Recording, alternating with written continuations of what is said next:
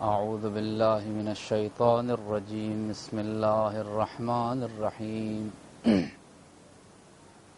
الحمد لله رب العالمين بارئ الخلائق أجمعين الحمد لله الذي يؤمن الخائفين وينجي الصالحين ويضع المستكبرين ويرفع المستضعفين ويهلك ملوكا ويستخلف آخرين قاسم الجبارين ومدرك الهاربين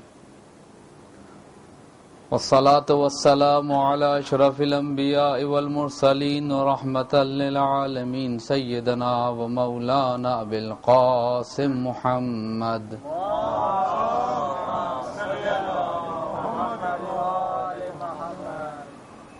وعلى أهل بيته الطيبين الطاهرين المعصومين الذين أذهب الله عنهم الرجس وطهرهم تطهيرا سيما بقية الله الأعظم في الأراضين روح وأرواح العالمين لتراب مقدمه الفداء ولعنة الله على أعدائهم أجمعين من الآن إلى قيام يوم الدين أما بعد فقد قال الله تبارك وتعالى في كتابه المبين وهو أصدق القائلين بسم الله الرحمن الرحيم يريدون أن يطفئوا نور الله بأفواههم ويأبى الله إلا أن يتم نورا ولو كره الكافرون هو الذي أرسل رسوله بالهدى ودين الحق ليظهره على الدين كله ولو كره المشركون درود بھیجے محمد و آل محمد.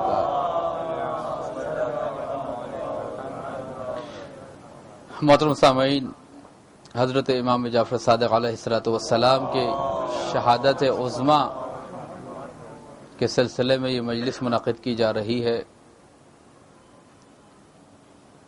اور بحیثیت ایک شیعہ اور بحیثیت ایک شاگرد مکتب جعفری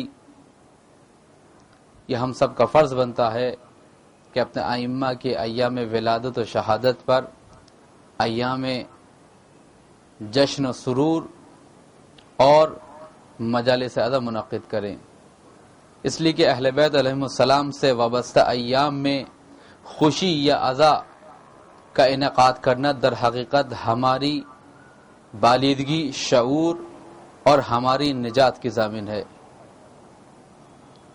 لہذا حضرت امام جعفر صادق علیہ السلام کی شہادت اپنی حیات کی طرح، یعنی جس طرح امام جب تک زندہ رہتا ہے ظاہری طور پر اس کی حیات، اس کی زندگی، اس کا میسج، اور اس کی شہادت کے بعد اس کی شہادت، اس کا پیغام، اس کا مکتب، اس کا راستہ ہمارے لیے باعث نجات ہوتا ہے. لہذا یہ تصور مت کیجئے کہ اگر امام معصوم ظاہری طور پر ہمارے درمیان نہیں تو گویا ہمارا ان سے کوئی رابطہ نہیں عزیزان گرامی، بلکہ امام معصوم کے لیے زندہ یا مردہ ہونا فرق نہیں کرتا. امام معصوم اسی طرح امامت کے درجے پر اور ان تمام فضائل، درجات، معنویت، عرفان و معرفت کے درجات پر فائز رہتا ہے جس طرح اپنی زندگی میں رہتا ہے. اور یہی وجہ ہے کہ ہم ائمہ کے انتقال کے بعد بھی، اس دنیا سے چلے جانے کے بعد بھی ان سے اسی طرح توسل کرتے ہیں کہ جس طرح ایک زندہ شخصیت سے کیا جاتا ہے. درود بھیجے محمد و آل محمد کا. اور اسی مناسبت سے سورہ توبہ کی ان دو آیات کی تلاوت کی کہ جس میں خداوند عالم ارشاد فرماتا ہے یریدون ان یطفئوا نور اللہ بافواہہم، یہ لوگ چاہتے ہیں کہ اپنے منہ کی پھونکوں سے اللہ کے نور کو بجھا دیں. وَيَأْبَى اللَّهُ إِلَّا أَن يُتِمَّ نُورَهُ وَلَوْ كَرِهَ الْكَافِرُونَ، لیکن اللہ نے یہ ارادہ کیا ہے، اللہ نے اس بات کا تہیہ کیا ہے کہ وہ اپنے نور کی تکمیل کرے گا، تمام کرے گا. وَلَوْ كَرِهَ الْكَافِرُونَ، خواہ کافروں کو یہ بات کتنی ناگوار کیوں نہ گزرے. اور اس کے بعد آیت آگے چلتی ہے اور آیت کا انداز تبدیل ہوتا ہے. هُوَ الَّذِي أَرْسَلَ رَسُولَهُ بِالْهُدَى وَدِينِ الْحَقِّ، کہ وہی خدا ہے کہ جس نے اپنے نبی کو دین کے ساتھ، دین حق کے ساتھ، ارسل رسول بالہدى و دین الحق، ہدایت و دین حق کے ساتھ بھیجا. لیظہرہ علی الدین کلہ، تاکہ اس دین کو تمام دینوں پر ظاہر کر دے. وَلَوْ كَرِهَ الْمُشْرِكُونَ، خواہ مشرکوں کو یہ بات کتنی ناگوار کو نہ گزرے. عزیزان گرامی، یعنی اس کا مطلب یہ ہے کہ سلسلہ ہدایت جو حضرت آدم سے لے کر حضرت خاتم تک ہے، سلسلہ بسلسلہ، نسل بعد نسل، ہر دور ہر زمانے اور عہد میں خداوند عالم کے مختلف نمائندے، خداوند عالم کا نور، خداوند عالم کی ہدایت انسانیت تک آتی رہی. اور خداوند عالم کی یہ ہدایت مختلف فارمز میں، مختلف شکلوں میں آتی رہی. کبھی کتب سماوی کی شکل میں توریت، انجیل، زبور، قرآن کی شکل میں نازل ہوئی، کبھی حضرت آدم کی شکل میں نازل ہوئی، کبھی حضرت موسیٰ کی شکل میں نازل ہوئی، کبھی یہ ہدایت عیسیٰ بن کر نازل ہوئی، کبھی یہ ہدایت نوح بن کر نازل ہوئی، کبھی یہ ہدایت ابراہیم بن کر نازل ہوئی، کبھی یہ محمد مصطفیٰ صلی اللہ علیہ وآلہ وسلم بن کے نازل ہوئی. یہ ہدایت کا سلسلہ چلتا رہا. اس لیے خدا کہہ رہا ہے کہ یہ نور خدا کو بجانا چاہتے ہیں، نور خدا کہ جس کے ذریعے سے انسانیت اپنا راستہ نجات دیکھ سکے، اپنے راستے کو تلاش کر سکے. اگر نور نہ ہو، روشنی نہ ہو، تو انسان کو اپنی راہ تلاش کرنے میں مشکل ہوگی. اگر دن کے وقت سورج کو گرہن لگ جائے، بعض اوقات ہوا ہے، آپ حضرت مشاہدہ کہ دن کے وقت اتنا اندھیرا چھا جاتا ہے کہ انسان کو اپنا ہاتھ دکھائی نہیں دیتا. تو خدا کہہ رہا ہے یہ وہ نور ہے جس کو یہ بجھانا چاہتے ہیں، لیکن اللہ نے یہ ارادہ کیا ہے کہ اپنے نور کی تکمیل کرے گا اور اپنے نور کو تمام کرے گا. وَلَوْ كَرِهَ الْكَافِرُونَ، یہ نور کتاب کی شکل میں نازل ہوا، یہ نور انبیاء کی شکل میں نازل ہوا، اور رسول اکرم کی خاتمیت کے بعد یہ نور محمد آل محمد کی صورت میں نازل ہوا.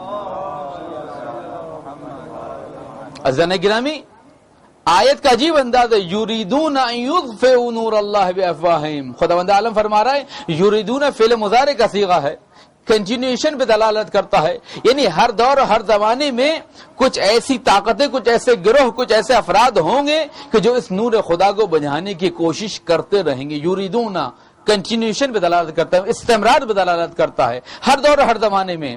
ان یطفئوا نور اللہ بافواہہم، کہ اللہ کے نور کو، نور الہی کو اپنے منہ کی پھونکوں سے بجھا دیں. اب یہ نور کیا کام کرتا ہے؟ یہ نبی کیا کام کرتا ہے؟ اس کی ایک سادی سی اور چھوٹی سی مثال میں اپنے نوجوان دوستوں کی سماعت کی نظر کرنا چاہتا ہوں. یہ بجلی جس سے آپ مختلف کام لیتے ہیں اپنی زندگی میں، جب پاور اسٹیشن سے چلتی ہے، جب بجلی گھر سے چلتی ہے تو اس کا وولٹیج کچھ اور ہوتا ہے. لیکن جب آپ کے گھروں میں آتی ہے، آپ کے بلب میں آتی ہے، آپ کے برقی آلات میں آتی ہے تو اس کا وولٹیج کچھ اور ہوتا ہے. اس لیے کہ اس بیچ کے راستے میں، اس بیچ کے درمیانی عرصے میں بہت سارے ایسے یوں کہوں کہ عناصر موجود ہوتے ہیں جو اس الیکٹریسٹی کی انٹینسٹی کو، اس کی شدت کو کم کرتے ہیں، تاکہ آپ کے مطلوبہ معیار کے مطابق، آپ کی ظرفیت کے مطابق، آپ کے گھر کے بجلی آلات کے مطابق وہ بجلی پرووائڈ کر سکے، سپلائی کر سکے، تاکہ آپ اور آپ کے برقی آلات محفوظ رہ سکیں. یہی وجہ ہوتا ہے کہ جب کبھی زیادہ وولٹیج آ جاتا ہے تو برقی آلات جل جاتے ہیں، لہذا انسان پریشان ہو جاتا ہے. لہذا اس بجلی کی شدت کو کم کرنے کے لیے کچھ آلات ہوتے ہیں جو اس شدت کو کم کر کر انسان اور انسان کے زیر استعمال اشیاء کے لیے جو ان کی کیپیسٹی ہوتی ہے، جو ان کی گنجائش ہوتی ہے، اس کے مطابق بجلی فراہم کرتے ہیں. امام بھی، رسول بھی، کتاب بھی بعین ہی ایسے ہی حقیقت رکھتی ہے. یعنی یہ وہ عنصر ہے کہ جو نور خدا کی شدت کو اندر جذب کر کے انسان اور انسانیت کی ظرف اور قابلیت کے مطابق اسے نور عطا کرتا ہے. درود بھیجئے محمد و آل محمد. اس لیے کہ یہ نور اگر بعین ہی جلوہ کر جائے، توجہ فرمائیے گا، یہ نور بعین ہی انسان پر یا کسی نبی پہ جلوہ کر جائے تو وہ نبی اپنی منزل پر باقی نہیں رہتا. حضرت موسیٰ نے کہا اے خدا ہم چاہتے ہیں کہ تجھے دیکھیں. خدا نے کہا تم مجھے نہیں دیکھ سکتے.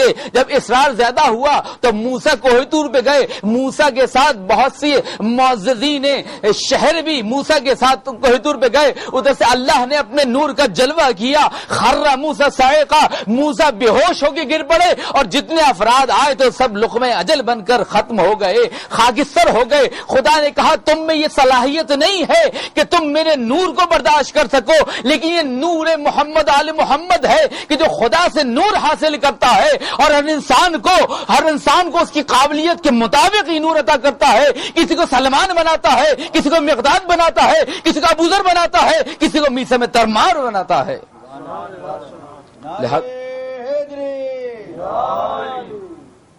لہذا اب پتہ چلا کہ یہ نور جو نور خدا ہے، اس کی شدت کو کم کرنے کے لیے خدا نے یہ ہدایت کا سلسلہ رکھا ہے تاکہ ہر انسان اپنی کیپیسٹی کے مطابق، ہر انسان اپنی ظرفیت کے مطابق اس نور کو حاصل کر سکے۔ یریدون ان یطفئوا نور اللہ بافواہہم، اللہ کہتا ہے کہ یہ اپنے منہ کی پھونکوں سے نور خدا کو بجھانا چاہتے ہیں۔ تو کیا اگر آپ کے گھر میں بلب جل رہا ہو آپ اسے پھونکوں سے بجھا سکتے؟ نہیں بجھا سکتے۔ خدا کہتا ہے کہ اس بلب کو آن آف کرنے کے لیے بھی ایک بٹن ہوتا ہے، جب تک اس بٹن کو نہ دبایا جائے یہ لائٹ آن نہیں ہوگی یا آف نہیں ہوگی۔ تو تم نے نور خدا کے بارے میں کیسے بھروسہ کر رکھا ہے کہ تم اپنے منہ کی پھونکوں سے اس چیز کو بجھا سکو گے؟ لہذا یہ نور ہے اور اس نور کی مختلف شکلیں ہیں، کبھی قرآن کی شکل میں، کبھی نبی کی شکل میں، اور کبھی محمد آل محمد کی شکل میں۔ اور یہی وجہ ہے کہ ہمارا عقیدہ یہ ہے کہ حضرت علی خلیفہ بلا فصل ہیں۔ توجہ فرمائیے گا، علی ولی اللہ وصی رسول اللہ و خلیفتہ بلا فصل، صرف وصی نہیں ہیں، وصی بھی ہیں اور خلیفہ بھی ہیں، اور صرف خلیفہ نہیں، خلیفہ بلا فصل بھی ہیں۔ اس لیے کہ اگر رسول کے بعد ہدایت کا سلسلہ تھوڑی دیر کے لیے بھی رک جائے، لساخت الارض باہلہا، تو زمین اپنے اہل زمین کے ساتھ نابود ہو جائے گی۔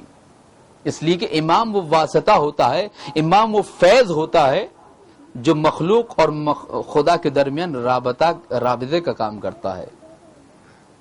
لہذا ایک لمحے کے لیے بھی ہمارا عقیدہ یہ ہے کہ ایک لمحے کے لیے بھی زمین حجت خدا سے خالی نہیں رہ سکتی۔ یہی وجہ ہم کہتے ہیں وصی و رسول اللہ، وصی نہیں ہے صرف، خلیفہ نہیں ہے، خلیفہ بلا فصل ہیں، یعنی کہ رسول کے بعد ایک لمحے کے لیے بھی ہدایت الہی کا سلسلہ رک نہیں سکتا۔ اگر ایک لمحے کے لیے بھی ہدایت الہی کا سلسلہ رک جائے، لساخت الارض باہلہا، تو زمین اور زمین کے رہنے والے ایک آن اور ایک لمحے میں نابود ہو جائیں گے۔ درود بھیجئے محمد وآل محمد۔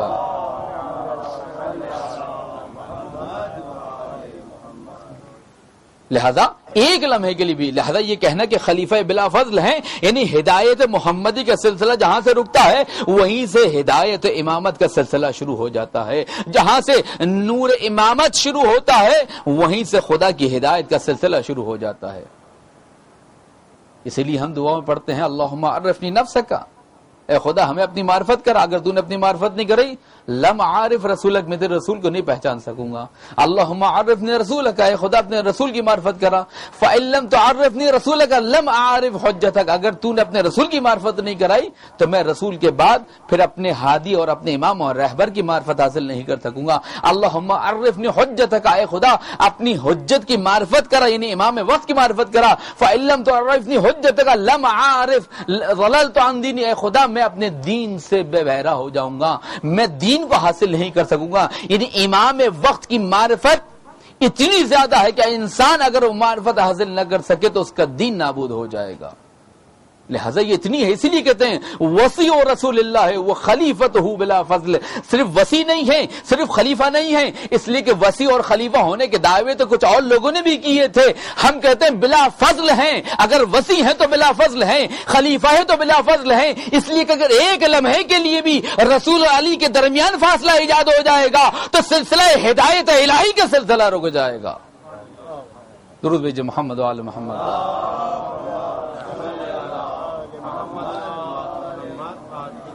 اور رسول اللہ کے بعد ایک امام آتا رہا اور اس نے آ کر اس نور الہی کی یعنی قرآن کی یعنی شریعت محمدی کی اور روح امامت کی حفاظت کا فریضہ انجام دیا۔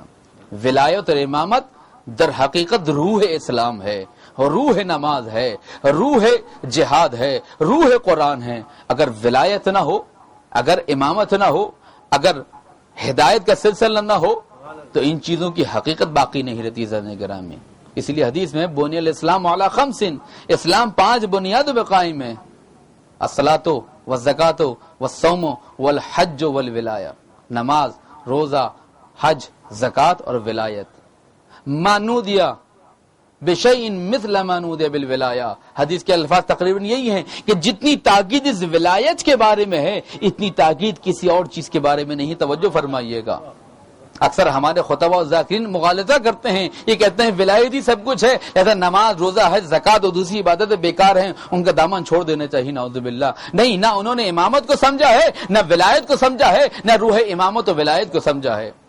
اس لیے کہ جب امام سے سوال کیا گیا تو امام یہ کہتے ہیں کہ کسی بھی چیز کے لیے اتنا زور نہیں دیا گیا جتنا اس ولایت کے لیے دیا گیا ہے۔ اس لیے کہ ولایت ہوگی تو نماز ہوگی، ولایت ہوگی تو روزہ ہوگا، ولایت ہوگی تو حج قبول ہوگا، ولایت ہوگی تو جہاد قبول ہوگا، ولایت ہوگی تو تولا و تبرہ تمہارا خدا کی بارگاہ میں قبول کیا جائے گا، ولایت ہوگی تو امر بالمعروف نہی عن المنکر جیسی عبادات کو خدا اپنی بارگاہ میں قبول کرے گا۔ لیکن اگر امامت نہ ہو، ولایت نہ ہو اور جتنی چاہے عبادت کر لو، جتنا چاہے خدا کی پرستش کر لو، تمہاری کوئی عبادت قبول نہیں ہوگی۔ اس لیے کہ ولایت ہے، لہذا اس ولایت کی روح کی حفاظت کے لیے ہر دور میں ائمہ نے جدوجہد کی، اور خود حضرت امام جعفر صادق علیہ السلام کے زمانے میں۔ میں آج امام کی علمی سیرت پہ گفتگو نہیں کر رہا ہوں، میں امام کی سیاسی سیرت پہ گفتگو نہیں کر رہا ہوں، میں صرف ان کی زندگی کے ایک پہلو کو لے کر اور فی زمانہ اسے تطبیق کرنا چاہتا ہوں کہ کیا آیا ہم امام کی زندگی سے اپنی زندگی کے لیے کوئی درس لے سکتے ہیں، کوئی سبق لے سکتے ہیں یا نہیں۔ یہ صرف عقیدتی قصے کہانیاں ہیں، مجلس کی باتیں ہیں، کتابوں میں لکھی ہیں کہ ہمیں امام کی پیروی کرنی چاہیے، اور اس کے بعد مجلس سے ختم ہو دامن جھاڑ کے کھڑے ہو جائیں کہ وہ امام تھے، ہم ہیں۔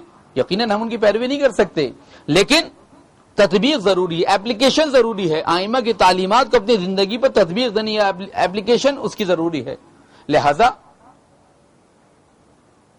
یہ دیکھنا ہے۔ لہذا میں امام کی سیرت علمی یا سیرت سیاسی میں گفتگو نہیں کر رہا ہوں، صرف چاہتا ہوں کہ امام کی زندگی کے ایک پہلو کو لے کر جو امام نے اپنے زمانے میں، اس لیے کہ حضرت امام جعفر صادق علیہ السلام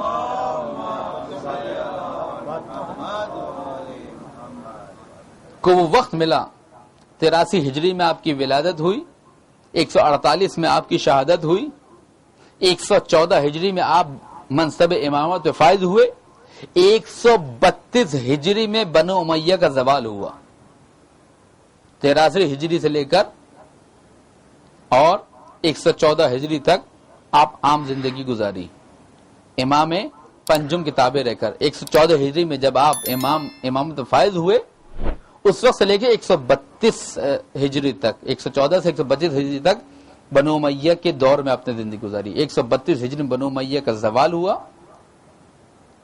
اور 132 سے 148 تک آپ مزید اور امام رہے، یہاں تک کہ آپ کی شہادت ہوئی۔ امام کو یہ وقت ملا کہ جب بنو امیہ زوال پذیر ہو رہے تھے، یعنی جب سے امام نے ہوش سنبھالا، جب سے امام نے سن بلوغ میں قدم رکھا، اپنے حالات کو دیکھا، امام نے اپنے والد محترم کے ساتھ ان کی علمی، سیاسی، ثقافتی تحریکوں میں ان کا ساتھ دیا، ان کا ہاتھ بٹایا، اور دام درہم سخن جو کچھ ہو سکتا تھا پنجم کے ساتھ آپ شامل رہے اس نور خدا کو لوگوں تک پہنچانے کے لیے۔ اور اس یونیورسٹی کی بنیاد، جو علمی یونیورسٹی کی بنیاد امام نے رکھی، دراصل امام پنجم نے رکھی تھی، امام صادق نے اسے تکمیل تک پہنچایا۔ یہ وہ زمانہ تھا کہ جب اہل بیت کی محبت دوبارہ لوگوں میں بڑھنے لگی تھی، اس لیے کہ امام علی سے لے کر امام پنجم تک لوگوں کے دلوں میں محبت تھی۔ معاویہ نے اور معاویہ کی مشینری نے بہت کوشش کی تھی کہ علی کی محبت، اولاد علی کی محبت، اولاد رسول کی محبت کم ہو جائے، مختلف طریقوں سے، ہتھ کنڈوں سے، حربوں سے اس نے کوشش کی تھی کہ ولایت اور محبت اہل بیت کم ہو جائے۔ وہ کسی حد تک کامیاب ہوا تھا، لیکن کربلا کے واقعے کے بعد امام حسین علیہ السلام نے یزیدیت بنو امیہ کے چہرے پر پڑی ہوئی نقاب الٹی، ظلم کی بساط الٹی، یزید کا اقتدار ختم کیا. جناب سید سجاد جناب زینب سلام اللہ علیہ نے صلی اللہ علیہ وسلم اپنے خطبوں سے یزیدیت کو بے نقاب کیا، اور دوبارہ سے اہل بیت کی محبت ایک دفعہ لوگوں کے دلوں میں بہت زیادہ تیزی سے بیدار ہونے لگی. اور پھر یہ سلسلہ ہمیں پنجم تک آیا. اب دشمن یہ دیکھ رہا تھا، لہذا امام کو اس دور میں موقع ملا، اور امام نے بنو امیہ کے زوال جب سے شروع ہوا اس وقت سے لے کر ان کے زوال پذیر ہونے تک 132 ہجری تک، اور 132 ہجری سے لے کر 148 ہجری تک اپنی شہادت تک، 132 کے بعد بنو امیہ اقتدار میں آ گئے تھے. اور انہوں نے ظاہر بات جب کوئی گورنمنٹ آتی ہے تو اس کو ٹائم لگتا ہے اسٹیبل ہوتے ہوئے، لہذا بنو امیہ کے زوال سے لے کر بنو عباس کے اقتدار میں آنے تک، استحکام تک امام نے سوچا فرصت ہے، لہذا امام نے مکتب جعفری کی بنیاد رکھی. بنیاد ان معنی میں کہ کوئی نیا دین تاسیس نہیں کیا، بلکہ یہ وہی دین حقیقی ہے، دین محمدی ہے کہ جس کے پاس محمد وآل محمد. درود بھیجیے محمد وآل محمد. اور اتنی ترویج و اشاعت کی کہ اس مکتب کا نام مکتب جعفری ہو گیا. مکتب جعفری ہو گیا. ہمیں کہا جاتا ہے ہم مکتب جعفری ہیں، فقہ جعفریہ کے ماننے والے ہیں. توجہ فرمائیے گا، کیوں؟ امام کو اتنا موقع ملا. اور امام نے اس دور میں بھی ابو حنیفہ جیسے افراد اور دوسرے افراد سے مناظرہ کیا، مقابلہ کیا، تشیع کی علمی بنیادوں کو مستحکم کیا. اب تک امام علی سے لے کر امام پنجم تک موقع نہیں مل سکا تھا ائمہ کو. حالات ایسے تھے، زمانہ ایسا تھا، پالیسی ایسی تھی دشمن کی کہ ائمہ کو مصروف رکھا جائے. امیر المومنین علیہ السلام کو 4 سال کا دور حکومت ملا، تقریباً 4 سالوں میں 4 بڑی جنگیں امیر المومنین علیہ السلام نے لڑی. 4 بڑی جنگیں، 18 ماہ پر مشتمل جنگیں. اب آپ سوچ سکتے ہیں مولا علی کو مشغول رکھا گیا تاکہ بیرونی سیاست کی طرف، اصلاح کی طرف، اصلاح معاشرے کی طرف ان کی توجہ نہ ہو سکے. لیکن مولا کائنات ہے، انہوں نے بہرحال جس طرح بھی ہو سکا، جیسا بھی موقع ملا، جیسے بھی حالات تھے زمانے کے تقاضوں کے مطابق اپنا کام کیا. اسی طرح امام حسن کو موقع نہیں ملا، امام حسین کو موقع ملا، لیکن انہوں نے یزیدیت کو بے نقاب کیا اور اسلام کی بنیادوں کو مستحکم کیا. شاعر کہتا ہے بڑھتے بڑھتے بات جب اصول دین تک آ گئی تھی اور یزیدیت کی شکل میں عروج پا گئی، بڑھ کے پھر دلیر نے، شیر حق کے شیر نے، با خدا حسین نے دین کو بچا لیا. اور اس کے بعد پھر درود بھیجیے محمد وآل محمد. اس کے بعد پھر امام پنجم اور امام چہارم کا زمانہ. یہ وہ دور تھا جس کو ہم کہہ سکتے ہیں کرفیو کا دور تھا. کسی کو اجازت نہیں تھی کہ ائمہ سے مل سکے. یہاں پر امام زین العابدین نے کیا کیا؟ دعاؤں کے ذریعے سے، دعاؤں کے قالب میں تعلیمات محمد وآل محمد کو سمو کر ہمارے سامنے پیش کیا. دعا پڑھنے کے لیے نہیں ہوتی ہے. دعا کمال آپ نے پڑھی اور پڑھنے کے بعد رکھ دی. جو لوگ سمجھتے ہیں کہ دعا سے پڑھنے کے لیے ہوتی ہے وہ احمقوں کی جنتوں میں رہتے ہیں. دعا پڑھنے کے لیے نہیں ہوتی، دعا عمل کرنے کے لیے ہوتی ہے. توجہ فرمائیں. بہرحال دعا اور دعا کی افادیت اور دعا کے تقاضوں پہ بحث نہیں کر رہا ہوں میں. دعا پہ عمل کرنے کا پہلا مقدمہ، پہلی بنیاد اور پہلا اسٹیپ ہی کہ اسے پڑھا جائے. ہم پہلے اسٹیپ پر کیا کبھی ایسا ہوتا ہے کہ آپ گھر کی دہلیز پہ کہ جہاں پر کچھ زینے موجود ہوں، چڑیاں موجود ہوں، آپ پہلے ہی زینے پہ قدم رکھے بیٹھ جاتے ہیں میں اپنی منزل تک پہنچ گیا؟ نہیں، بلکہ پہلے زینے پہ قدم رکھنے کے بعد آپ میں یہ صلاحیت پیدا ہوتی ہے کہ آپ دوسرے زینے پہ قدم رکھیں. تو دعا پڑھنے کے ساتھ ساتھ پڑھنا مقدمہ بنتا ہے عمل کے لیے. چنانچہ امام چہارم نے دعا کے قالب میں ہمیں تعلیمات محمد علیہ محمد کو دے. پھر امام پنجم نے احادیث کے ذریعے سے، علمی اور فقہ احادیث کے ذریعے سے ہم تک پیغام ولایت خدا، پیغام نور خدا پہنچایا. اب ایسے وقت میں کہ جب اہل بیت کی محبت بڑھ رہی تھی، اب یہاں پر حکومتی اداروں نے، حکومتی مشینریوں نے، ارباب اقتدار نے نئے نئے گروہ ایجاد کرنے شروع کی. مرجئہ، معتزلہ، جبریہ، سنخیہ، مشبہہ، یہ مختلف گروہ تھے، اسکول آف تھاٹ تھے یہ. یعنی مشبہ کہتے تھے خدا تشبیہ رکھتا ہے، کہ خدا روز قیامت اپنی ٹانگ کو جہنم میں ڈالے گا، یا خدا نے کہا کہ خدا جو ہے عرش پہ، جب عرش پہ بیٹھا ہے تو خدا کا جسم ہے، خدا کی ٹانگ ہے، خدا کے ہاتھ ہیں، یا تو وہ عرش پہ بیٹھا ہے. یہ ناقص العقل لوگ جب امامت سے ہٹ جاتے ہیں تو پھر ان کی توحید ایسی ہو جاتی ہے. کیسی ہو جاتی ہے؟ جو آج آپ سعودی عرب والوں کی دیکھ رہے ہیں. کہتے ہیں کہ شیعہ عالم کو پرانے زمانے میں ایک سعودی عرب کے بادشاہ نے بلایا، یا میں حج میں چونکہ علماء جاتے تو اس نے بلایا، تو انہوں نے قرآن پیش کیا، تو اس نے جلدی سے قرآن کو چوما، تو اس نے کہا شرک تھا، تم نے شرک کیا. کہا کہ نہیں میں نے شرک نہیں کیا، میں نے اس قرآن کو چوما ہے. کہا کہ نہیں تم نے شرک کیا ہے، اس قرآن کی جلد چمڑے سے بنی ہے، چمڑا گائے کی کھال سے حاصل کیا گیا ہے، گائے مردہ ہو چکی ہے، تم نے در حقیقت مردہ گائے کی کھال کو چوم کے شرک کیا ہے. کہا کہ نہیں میں ہر کھال کو نہیں چومتا، میں ہر چمڑے کو نہیں چومتا، جب یہ کھال چمڑا بن کر اس قرآن کی جلد بن گئی، سے متمسک ہو گئی، تو پھر میں نے اس کو چوم لیا. کہا کہ بس ہم ہر دیوار کو نہیں چومتے، ہم ہر زاری کو نہیں چومتے، ہم ہر لوہے کو نہیں چومتے، ہم اس زری کو چومتے ہیں، اس قبر کو چومتے ہیں، اس در و دیوار کو چومتے ہیں جو محمد آل محمد سے مس ہو جائے.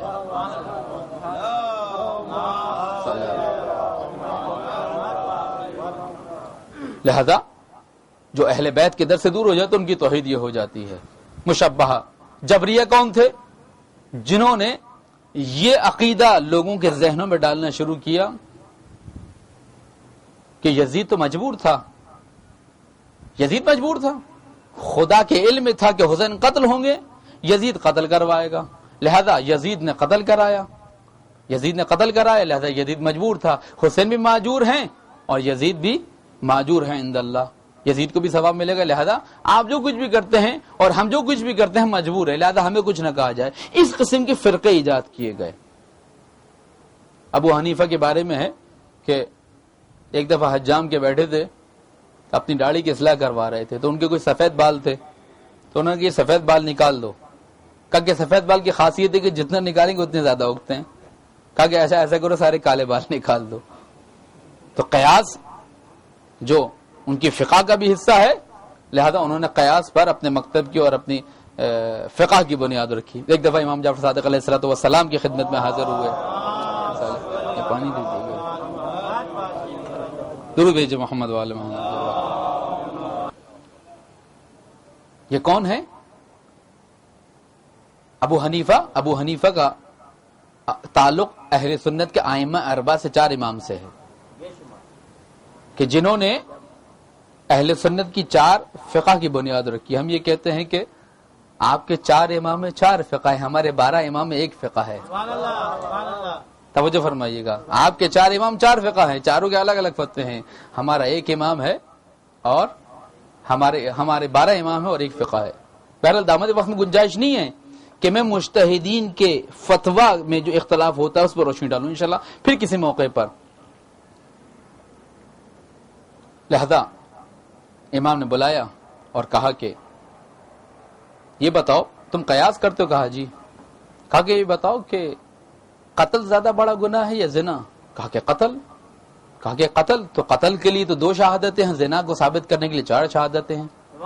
توجہ فرمائیے گا، اگر قیاس کرتے ہو تو پھر زنا کو بڑا گناہ ہونا چاہیے کیونکہ 4 شہادتیں ہیں.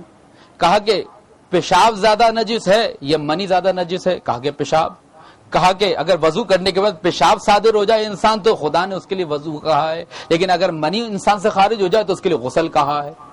توجہ فرمائیے گا، اب یہاں پر انسان قیاس کرے تو اسے وضو کے لیے بھی غسل کرنا پڑے گا امام ابو حنیفہ کی روایت کے مطابق. کہا کہ یہ بتاؤ کہ اگر کوئی 10 درہم چوری کرے تو اسلام یہ کہتا ہے اس کا ہاتھ کاٹ دو، لیکن دوسری طرف اسلام یہ کہتا ہے کہ اگر تم کسی کا ناحق ہاتھ کاٹ دو تو 500 درہم اس کا دیا دو. تو کہاں گئی تمہاری وہ قیاس؟ پھر کہنے لگے میں نے سنا ہے کہ تم اس آیت کی ثم لتسألن یومئذ عن النعیم کی تشریح کرتے ہو کہ روز قیامت خدا تم سے پانی اور روٹی اور کھانے کے متعلق سوال کرے گا جو تم نے دنیا بھر میں اپنی زندگی میں کھائی تھی. ثم لتسألن یومئذ عن النعیم، پھر یقیناً تم سے یقیناً سوال کی جائے گا روز قیامت نعیم کے بارے میں، نعمت کے بارے میں. تو میں نے سنا، امام جعفر صادق کہتے ہیں میں نے سنا ہے تم اس روایت کی تفسیر یوں کرتے ہو کہ نعمت سے مراد یہ کھانا پینا ہے جو زندگی میں جس سے تم مستفید ہو. کہا کہ جی ہاں. کہا کہ کیا تمہارے گھر کبھی مہمان آیا ہو، مہمان آنے کے بعد تم نے اس کی تواضع کی، تواضع کرنے کے بعد تم نے کہا کہ میں نے تمہیں اتنی روٹی کھلائی، اتنا کھانا کھلایا، اتنی شربت پلائی، اتنی چائے پلائی، تو کیا یہ اخلاقیات کے منافی نہیں ہے؟ کہیں گے منافی ہے. تو کہیں گے پھر کیسے تشریح کرتے ہو اس بات کی؟ کہیں گے مولا آپ بتائیے. یہ کون ہے؟ یہ نعمان ان کا نام ہے. 2 سال امام کی شاگردگی کی تو خود امام بن گئے. توجہ فرمائیے گا. لولا سنتان لہلک نعمان، کہتا ہے کہ 2 سال جعفر صادق کی شاگردی اختیار نہ کرتا تو ابو حنیفہ نہ بنتا. یہ ہیں. تو امام نے کہا کہ وہ نعمت جس کے بارے میں خدا تم سے اور مجھ سے اور پوری امت اسلامیہ سے سوال کرے گا، وہ اہل بیت کی محبت ہے جس کے بارے میں تم سے سوال کیا جائے گا. کہ یہاں پر پھر امام نے ولایت اہل بیت کو سامنے کیا. تو ہر دور میں ہر امام نے اس ولایت کی حفاظت کی. لہذا میں نے بتایا کہ مختلف فرقے ایجاد کیے گئے امام کے دور میں بھی. اب ائمہ کا کردار کیا رہا؟ ان سے مقابلہ رہا. ایک گروہ کہ جو امام کے زمانے میں اس کی بنیاد ڈالی گئی دشمن کے کہنے پر، وہ ہے غلات کا گروہ. جو غلات کرتے ہیں، جو غلو کرتے ہیں، ان کو غلات کہا جاتا ہے. غلو کا لفظ عربی زبان کا لفظ ہے. جب پانی بوائل ہوتا ہے تو غلیان الماء کا لفظ استعمال کہا جاتا ہے. غلی الماء یعنی پانی ابل گیا. اب پانی اپنے عام درجہ حرارت پہ نہیں ہے، اب یہ 100 سے اوپر تک پہنچ گیا ہے. 100 کم سے کم 100 یا 100 سے اوپر. غلیان الماء یعنی پانی کا ابلنا. غلو یعنی وہ افراد، وہ عقیدہ رکھنے والے افراد جن کا عقیدہ اپنی مناسب سطح پہ نہ ہو، بلکہ وہ دین، شریعت، منطق، عقل، تعلیمات قرآن و اہل بیت کی تعلیمات سے دور ہٹ کر اپنی طبیعی اور فطری شکل کو بھول کر کسی اور شکل میں آ جائے. توجہ فرمائیے گا. اب یہ غلو کرنے والے افراد کہ جن کا عقیدہ، جن کا مکتب، جن کے احساسات، جن کی باتیں، جن کے منبر فی زمانہ جس کو آپ دیکھ رہے ہیں، یہ کیسے، کون سی چیز ان کا محرک قرار پاتی ہے؟ من گھڑت احساسات، من گھڑت نظریات، من گھڑت عقائد. ہر چیز عقیدہ نہیں ہوتی اس دن گرامی. میرا عقیدہ یہ ہے، وہ کہے گا میرا عقیدہ یہ ہے، میرا عقیدہ یہ ہے. نہیں، عقیدہ عقد سے ہے. عقد گرا کو کہتے ہیں، یعنی عقل اور شریعت کی بنیاد پر آپ کا عقیدہ ہونا چاہیے. ہر چیز عقیدہ نہیں ہوتی ہے. لہذا آج آپ دیکھتے ہیں لکھا جاتا ہے رب امن کا ماتم. جب کہا جاتا ہے رب کا لفظ خدا کے لیے استعمال ہوتا ہے، آپ کیوں لکھتے ہیں؟ کہتے ہیں کہ رب یعنی تربیت کرنے والا. امام حسین نے صلح کی اور امن کی تربیت کے لیے ہم رب امن کہتے ہیں. لہذا آہستہ آہستہ لوگوں کے ذہنوں کو اس انحراف کی طرف لے جایا جا رہا ہے. یہ غلو ہے. انشاءاللہ میں کتاب سے اہل بیت اور خصوصاً امام جعفر صادق علیہ السلام کی احادیث کو نقل کروں گا. یہ ہیں غلو کرنے والے افراد کہ جو اہل بیت کو عبودیت سے گرا کر، امامت کے درجے سے تنزل دے کر خدا یا رب یا اسی قسم کے دوسرے تعبیریں اور القابات کو امام سے منسوب کرتے ہیں. یہ کون افراد ہیں؟ جائیے یوٹیوب پہ سرچ کیجیے، انحراف نامی ویڈیو آپ کے سامنے آ جائے گی کہ جو ایک سازش کے تحت کچھ افراد، ایک ہی گھر کے کچھ افراد داخل ہوتے ہیں مکتب تشیع میں. اسی رضویے میں آنے کے بعد اعلان کرتے ہیں ایک مشاعرے میں، اگلے دن جا کر ٹی وی پر کہتے ہیں کہ نعوذ باللہ مجھ پہ شیطان سوار ہو گیا تھا، یہ اور اس کے گھرانے کے افراد. اس کے بعد یہ وہ ان کے ایک اور بھائی تھے جو ایران چلے گئے. ایران جانے کے بعد انہوں نے جعلی آیت اللہ کی ڈگری اپنے نام کے ساتھ منسوب کی. واپس آنے کے بعد انہوں نے اخباریت کی بنیادیں مستحکم کی. بہت موٹی توضیح المسائل لکھی انہوں نے، اس میں مجتہدین کے خلاف، علماء کے خلاف، علماء امامی کے خلاف بکواس کی. اور اس کے بعد ائمہ کو رب اور خدا کہنا شروع کیا. جب دال نہیں گلی تو C1 میں جا کے بیٹھ گئے اور وہاں پر اپنی خانقاہ درست کر کے اپنے آپ کو سجدے کروا رہے ہیں. اگر میری بات کی یقین ہے تو جائیے یوٹیوب پہ سرچ کیجئے، آپ کو یہ ویڈیو مل جائے گی. یہ کون افراد ہیں؟ یہ وہ ہیں غلو کرنے والے افراد جو کل تک ائمہ کو رب کہہ رہے تو اور خود اس قوم کے خدا بن بیٹھے ہیں. جو دین کو کہتے ہیں دین کیچڑ ہے، یہ دین نفرت ہے، آؤ تم قلندری کا پیغام دوں. اور قلندری میں ذات پات نہیں ہوتی. یہ الفاظ ہیں, بہرحال وقت کے دامن گنجائش نہیں کہ میں اس سے زیادہ اس سے گفتگو کروں, لیکن میں صرف امام کی سیرت سے کچھ شواہد آپ کی خدمت پیش کرنا چاہتا ہوں کہ ان احادیث کی روشنی میں ہمارا کیا کردار ہے. ابو الخطاب ابی محمد الاجدع شخص ہے کہ جس نے اس مکتب کی بنیاد رکھی, اس نظریے کی بنیاد رکھی. مکتب اس لیے کہہ رہا ہوں کہ اس نے اس دور میں کثرت کے ساتھ لوگوں کو گمراہ کرنا شروع کیا, اس حد تک گمراہ کیا کہ امام نے کہا کہ ابو الخطاب ملعون وصحابہ ملعونون, ابو الخطاب ملعون ہے, رحمت خدا سے دور ہے, خدا کی لعنت اس پر ہو. اور نہ صرف وہ بلکہ اس کے حمایتی تمام افراد جو اس کی حمایت کرتے ہیں, اس کے نظریے کی, اس کی ہاں میں ہاں ملاتے ہیں, وہ سب ملعون ہیں. لہذا یہ غلو آج ہماری مسجدوں میں, ہماری امام بارگاہوں میں, ہماری انجمنوں میں, یہ انجمن کے ذمہ دار افراد کا کام ہے کہ وہ نوجوانوں کو بچائیں. حضرت امام جعفر صادق علیہ السلام ارشاد فرماتے ہیں احذروا شبابکم الغلاۃ یفسدہم. امام فرماتے ہیں کہ اپنے نوجوانوں کو غلاۃ سے بچاؤ, اس لیے یہ غلو کرنے والے افراد تمہارے نوجوانوں کو خراب کر دیں گے, ان کے عقائد کو, ان کے دین کو, ان کے اخلاق کو, ان کے مکتب کو تباہ و برباد کر دیں گے. الغلاۃ شر خلق اللہ, بدترین مخلوق ہیں خدا کی. کیوں؟ اس لیے کہ یہ اس دور میں کہ جب مکتب اہل بیت اپنی بنیادیں مستحکم کر رہا تھا, انہوں نے انبیاء ائمہ طاہرین کو انبیاء اور خدا کا درجہ دینا شروع کیا, انبیاء اور خدا کا درجہ دینا شروع کیا. امام کہتے ہیں کہ ان پہ لعنت ہو میری. آج ہم دیکھتے ہیں کہ لوگ کھلم کھلا آ کر حضرت علیہ السلام کو خدا کہتے ہیں, رب کہتے ہیں, لیکن ہم میں سے کوئی نہیں ہوتا جو ان کا راستہ روک سکے. اور ہمارے افراد کھڑے ہو کر واہ واہ کر کے داد دیتے. خدا یہ پوچھے کہ یہ ہاتھ جو تمہارے داد دینے کے لیے کھڑے ہوئے تھے, یہ زبانیں اور لفظ جن کو ہم نے تمہیں دیا تھا امانت کے طور پر, تم ان کی ہاں میں ہاں ملایا تھا, روز قیامت سوال کیا جائے گا ان کے بارے میں کہ کیوں تم نے ایسے لوگوں کو بلایا, کیوں تم نے ایسے لوگوں کو راستہ نہیں روکا, کیوں ایسے لوگوں کو ممبر دیا جو آ کے دین کا چہرہ مسخ کرتے ہیں, جو آ کے شریعت محمدی کا چہرہ بگاڑتے ہیں, جو آ کے تعلیمات محمد آل محمد سے انحراف کرتے ہوئے اپنے من پسند عقائد, خود ساختہ من گھڑت عقائد کو, نظریات کو ڈالتے ہیں. درود بھیجے محمد آل محمد.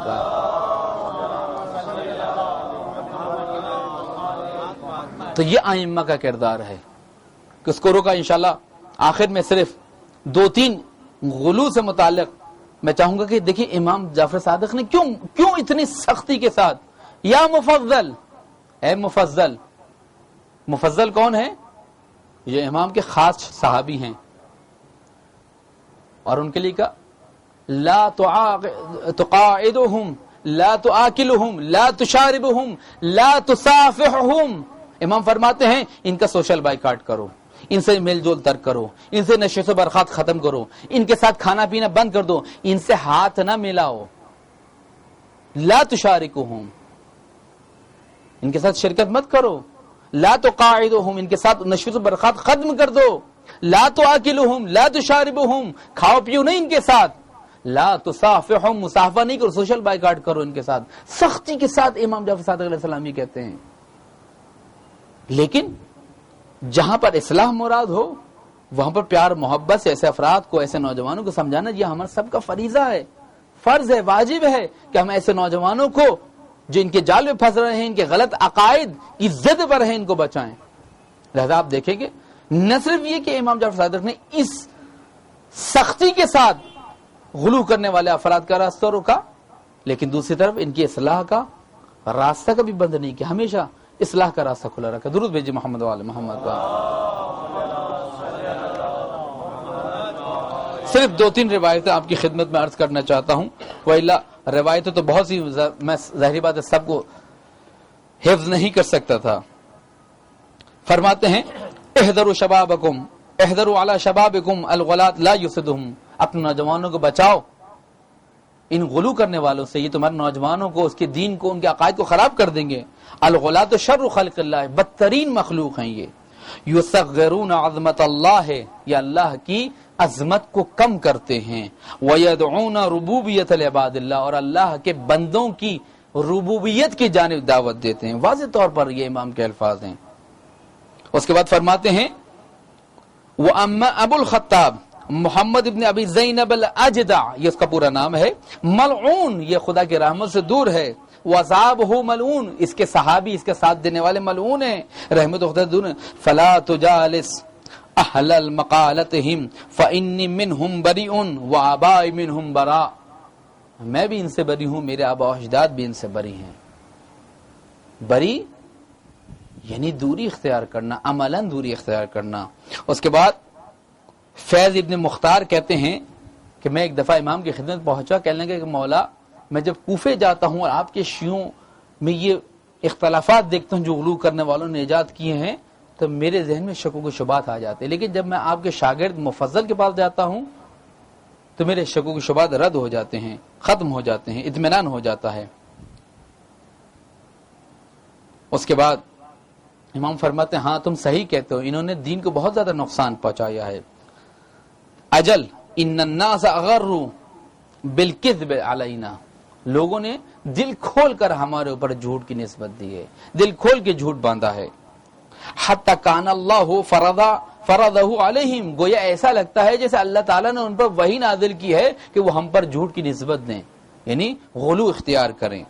لا یرید منہم غیرہ، جیسے اللہ ان کے علاوہ، اس کام کے علاوہ ان سے کچھ چاہتا ہی نہیں، صرف یہ چاہتا ہے کہ اہل بیت کے لیے غلو استعمال کریں، زبان غلو اور جھوٹ بولیں۔ وَإِنِّي لَأَحْدُثُ أَحَدَهُمُ الْحَدِيثِ فلا یخرج منی حتی یتأولہ علی غیر تأویلہ، جب بھی ان میں سے کوئی آتا ہے، میں کوئی حدیث بیان کرتا ہوں تو جیسے ہی باہر جاتا ہے وہ میری بات کی من پسند تشریح کرتا ہے، گویا اس بات کا، میری بات کا اس کے مقصد کے علاوہ جو اس کے ذہن اور اس کے زبان پر موجود ہے کوئی اور مطلب و مقصد نہیں۔ یعنی امام یہ کہہ رہے ہیں کہ مجھ سے بات سنتے ہیں اور جا کر اس کی اپنی من پسند تعویل کرتے ہیں، تشریح کرتے ہیں، توضیح کرتے ہیں۔ اس کے بعد تاریخ جرجان میں ہے عیسیٰ جوہرانی، عیسیٰ ابن جوہران یا عیسیٰ جوہرانی امام کے پاس آئے اور کہتے ہیں مولا کیا وہ باتیں جو آپ کے ماننے والے آپ کے بارے میں کہتے ہیں آپ کو بتاؤں؟ امام نے کہا بتاؤ۔ فرماتے ہیں فَإِنَّ طَائِفَةٌ مِّنْهُمْ عَبَدُوكَ وَاتَّخَذُوكَ إِلَٰهًا مِّن دُونِ اللَّهِ، آپ کے ماننے والوں میں سے بہت سے لوگوں نے آپ کی عبادت شروع کر دی ہے اور آپ کو خدا کو چھوڑ کر آپ کو اپنا معبود قرار دیا ہے۔ وَطَائِفَةٌ أُخْرَىٰ وَعَلُوا لَكَ النَّبُوَّةَ، اور بہت سے لوگ ہیں جو آپ کو نبوت کی حد تک پہنچاتے ہیں۔ امام کے الفاظ سنیں کیا ہے؟ امام فرماتے ہیں رجال کشی میں یہ روایت موجود ہے، امام فرماتے من قال انا انبیاء اللہ، جو یہ کہے کہ میں انبیاء میں سے ہوں، فعلیہ لعنت اللہ، ومن شک فیہ، اور جو اس میں شک کرے فعلیہ لعنت اللہ۔ صرف یہی نہیں، خدا کے درجے تک تو چھوڑیے، امام کو نبی کا درجہ دینا بھی امام کتنے ناراض ہوئے۔ امام فرماتے ہیں لعن اللہ من قال فینا ما لا نقولہ فی انفسنا، جو شخص ہمارے بارے میں وہ بات کرے کہ جو ہم اپنے بارے میں خود نہیں کہتے، خدا اس پہ لعنت کرے۔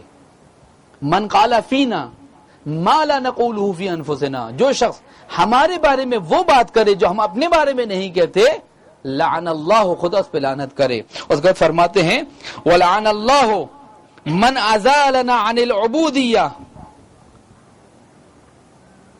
کہ خدا اس پہ لعنت کرے جو اللہ کی بندگی اور عبودیت اور اس کی پرستش سے ہمیں دور کر دیتا ہے۔ یہاں پہ امام یہ کہہ رہے ہیں کہ یعنی مجھے نبی سے تشبیہ دینا، چاہے جائے کہ خدا سے، چاہے جائے کہ خداوند عالم کے مقام عظمت اور جلالت سے تشبیہ دینا ائمہ کو۔ اور آپ دیکھیں کہ کھلم کھلا ہماری مجالس میں ان باتوں کو بیان کیا جاتا ہے کہ ساری قوم کو چاہیے ذوالجلالہ کو سجدہ کرے، ساری قوم کو چاہیے یہ کام کرے۔ اس قسم کی شرک، بدعتیں، اس قسم کی باتیں لوگ جو بیان کر رہے ہیں کہ ہمارا فرض بنتا ہے ان کو روکیں، یہ دینی فرض۔ یہ امام جعفر صادق کی سیرت ہے کہ اہل غلو کو روکیں، جو غلو کر رہے ہیں، دین میں انحراف پیدا کر رہے ہیں۔ امام کہہ رہے ہیں من قال فینا ما لا نقول فی انفسنا، کہ وہ باتیں جو ہم اپنے بارے میں نہیں کہتے ہم سے نسبت دے رہے ہو، اور یہ کہتے کہ امام نے یہ کہا اور جھوٹ کی نسبت دے رہے ہو، امام کہتے خدا کی لعنت ہو اس پر۔ عزیزان گرامی، یہ ہمارا فرض بنتا ہے، یہ امام جعفر صادق کی سیرت ہے۔ ہم مکتب جعفری کے ماننے والے ہیں. روز قیامت امام جعفر صادق ہم سے پوچھیں گے اگر ایک امام بھی 12 ائمہ میں سے ایک امام بھی ہم سے ناراض ہو تو ہم اور آپ جنت میں نہیں جا سکتے. ہم اور آپ جنت میں نہیں جا سکتے. اس کی مثال ایسے ہی جیسے انسان 10 آدمیوں میں سے 10 آدمیوں کے حقوق غصب کرے، 9 کے حقوق دے دے اور ایک حق نہ دے تو کیا ہوگا؟ کیا وہ جنت میں جا سکتا؟ نہیں جا سکتا. بلکہ اس حد تک شیخ عباس قمی کہتے ہیں کہ میں نے اپنی زندگی میں ایک کتاب لی اپنے دوست سے پڑھنے کے لیے، زندگی نے وفا نہ کی، کتاب واپس نہ کر سکا، انتقال ہو گیا. کہ ان کے بیٹے بیان کر رہے ہیں. رات کو کچھ دن بعد رات کو خواب میں آتے ہیں بیٹے سے کہ بیٹے میں نے فلاں دوست سے کتاب پڑھنے کے لیے دی، فلاں الماری میں فلاں جگہ کتاب لکھی، جاؤ اس کتاب کو اس کے صاحب اصلی تک پہنچا دو.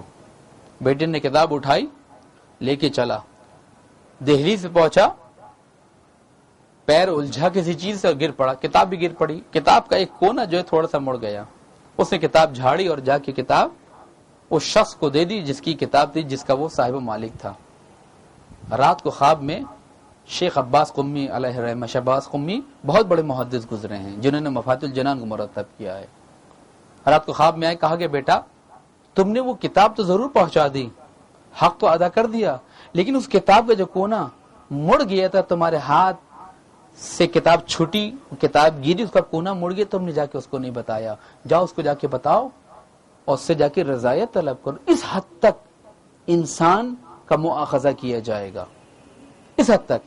تو اگر ایک امام بھی ناراض ہو ہم سے تو جنت میں جانے کا سوال انسان خواب میں بھی انسان جنت نہیں دیکھ سکتا. تو امام جعفر صادق مجھ سے نہیں پوچھیں گے میں نے اتنی زحمت کی، اتنی محنت کی کہ مکتب جعفری کی بنیاد قائم کی، اس کی علمی بنیادوں کو مستحکم کیا، اور تمہارے زمانے میں یہ افراد موجود تھے جو غلو کرتے تھے، ہمیں خدا سے نسبت دیتے تھے، ہمارے بارے میں جھوٹی بات کہتے تھے، تو تم نے ان لوگوں کے بارے میں کیا کیا؟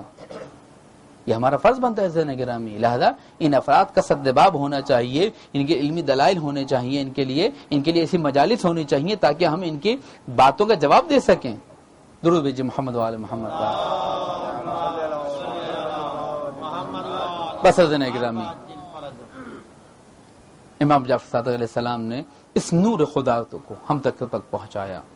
اس نور خدا کی حفاظت کے لیے جتنا بھی، جیسا بھی، جن حالات میں جس طرح بھی ہو سکا، امام نے اس نور خدا کو محفوظ رکھتے ہوئے ہم تک پہنچایا. یہی وجہ ہے کہ اس مکتب کو مکتب جعفری، اس فقہ کو فقہ جعفری کہا جاتا ہے. کیوں؟ اس لیے کہ اس حد اتنی احادیث موجود ہیں امام سے، اتنی احادیث موجود ہیں. یعنی روایت اہل بیت میں ایک کثیر تعداد ہے امام پنجم سے، امام جعفر صادق علیہ السلام سے. قال الباقر قال الصادق. اکثر روایات ہیں کہ امام نے فرمایا، امام نے فرمایا، امام پنجم نے فرمایا، امام جعفر صادق نے فرمایا. اس مکتب کی بنیادوں کو مستحکم کیا. وہ غلو، وہ غلات جو دین کا چہرہ مسخ کر رہے تھے، ان کو دور کر کے ان کا سدباب کیا، دین کے چہرے کو، شریعت کے چہرے کو محفوظ رکھا اور ہم تک پہنچایا. یہی وجہ ہے کہ امام کے آخری ایام میں جو بادشاہ تھا، جو حاکم تھا بنو عباس کا، منصور دوانقی، امام کی اسی علمی تحریک کی وجہ سے، امام کے ایجوکیشنل کاموں کی وجہ سے وہ اتنا بیزار آ چکا تھا. امام جعفر صادق سے فرماتا ہے میں جعفر ابن محمد کا کیا کروں جو میرے گلے کی ہڈی بن گیا ہے، نہ اگل سکتا ہوں نہ نگل سکتا ہوں. یعنی امام نے اپنی علمی کارناموں سے، علمی کاموں سے مکتب کو اتنا مضبوط کر دیا تھا کہ دشمن کی آنکھوں کا کانٹا بن گئے تھے کہ میں اس ہڈی کا کیا کروں کہ جسے نہ اگل سکتا ہوں نہ نگل سکتا ہوں. یہی وجہ ہے کہ امام کو زہر دینے کا منصوبہ بنایا گیا. 12 ائمہ میں سے 10 ائمہ ہمارے زہر سے شہید ہوئے. ایک امام یعنی امام حسین تلوار سے شہید ہوئے، اور امام زمانہ باقاعدہ حیات ہے، انشاءاللہ خدا وہ وقت لائے کہ امام ظہور کریں اور اپنی آنکھوں سے ان کے ظہور کا زمانہ دیکھ سکیں.